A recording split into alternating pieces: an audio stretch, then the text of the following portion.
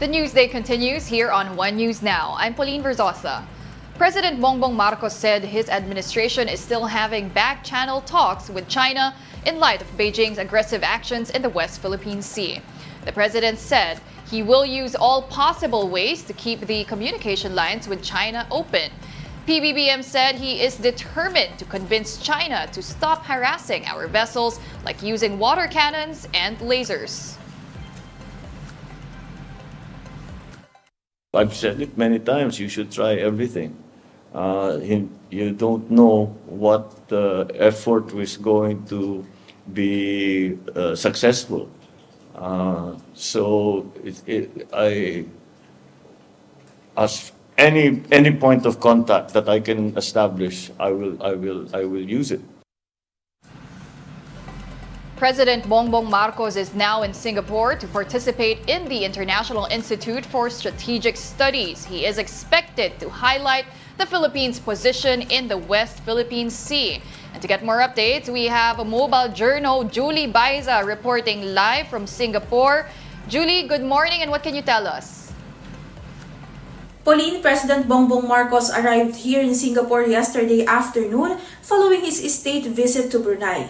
He is scheduled to participate at the International Institute for Strategic Studies or IISS Shangri-La Dialogue on Friday. Marcos emphasized the significance of his participation in the forum as this recognizes the challenges currently faced by the Philippines, including the issues surrounding the West Philippine Sea. He also intends to articulate the Philippines' position legally, geopolitically, and diplomatically. Highlighting the importance of the West Philippine Sea to international trade, Marcos noted its implications for the global economy, extending beyond Southeast Asia, Asia, and the Indo-Pacific region. During the sidelines of the forum, President Marcos will be meeting with Singapore President Tharman Shanmugaratnam and Prime Minister Lawrence Wong to strengthen bilateral relations with Singapore's new leadership. He also intends to extend invitations for them to visit the Philippines. Let's now take a quick look at today's other headlines. According to a Philippine Star report, the camp of Bamban Mayor Alice Guo is appealing for her biological mother to step forward. Guo's lawyer says her mother is the only one who can prove the mayor's identity. Guo earlier said she was born out of wedlock and that her biological mother was their kasambahay or helper. Meanwhile, Business World reports that new vehicle sales jumped by 22% in April.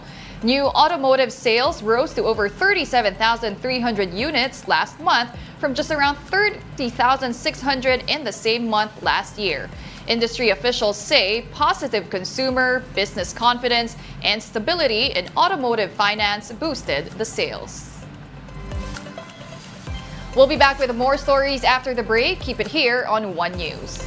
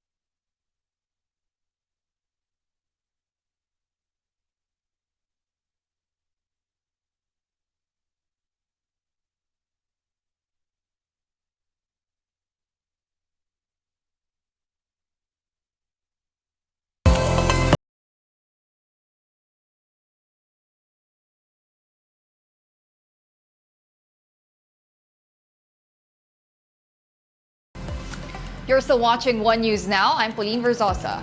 The Commission on Elections, or COMELEC, seeks to ban the use of artificial intelligence, or AI, during the 2025 midterm elections campaign.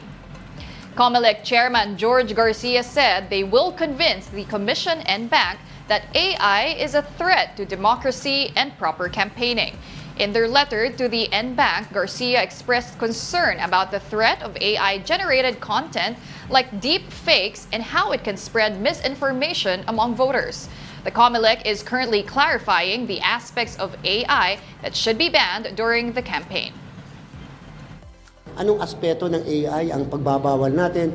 Yung deepfakes ba talaga bang completely pagbabawal natin? Anong aspeto nun? Ang importante kahit paano ay may nakikita po kayo na paraan ng komisyon para naman kahit paanong pigilan at masugpo yung mga mali na nakikita natin kahit pa nga ito ay mga makabago.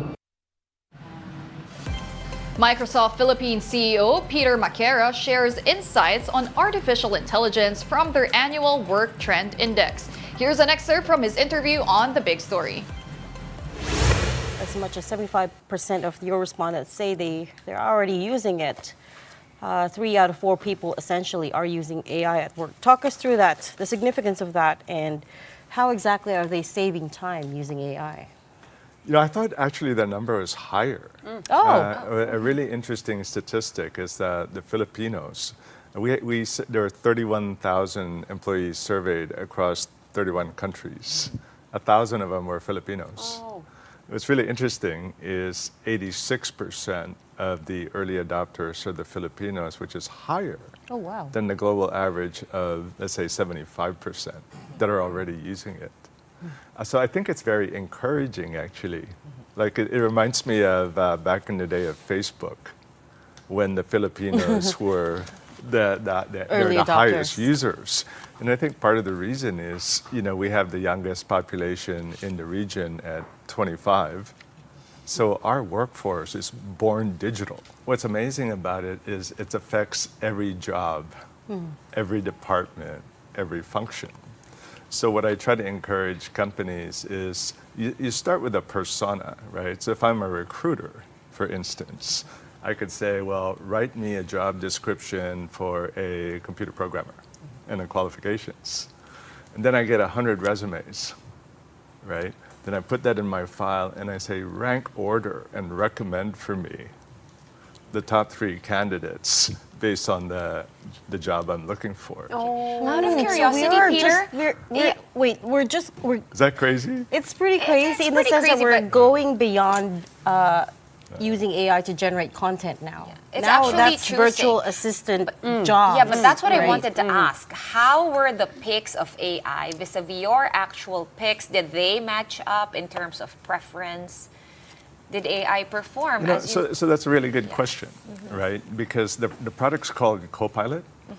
So you're still the pilot. Right.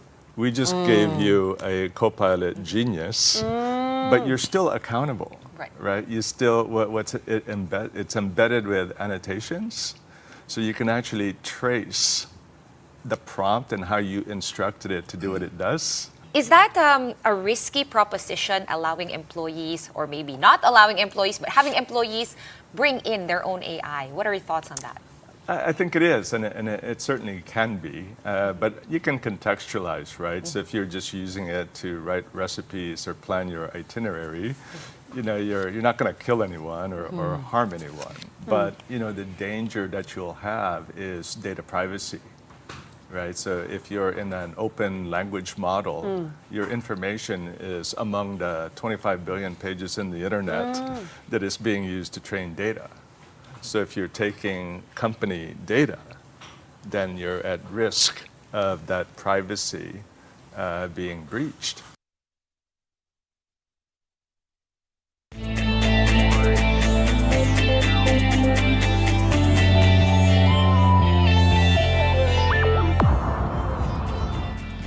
In the PBA, Barangay Ginebra and the Meralco Bolts are heading to a decisive Game 7.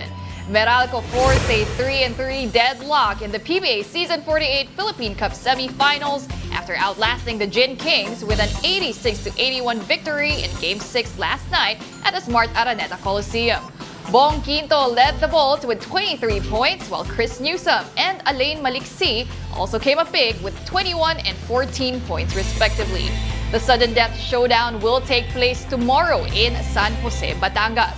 The winner will face the San Miguel Beermen for the championship. And those are the top stories of the hour. I'm Pauline Verzosa. We are One News.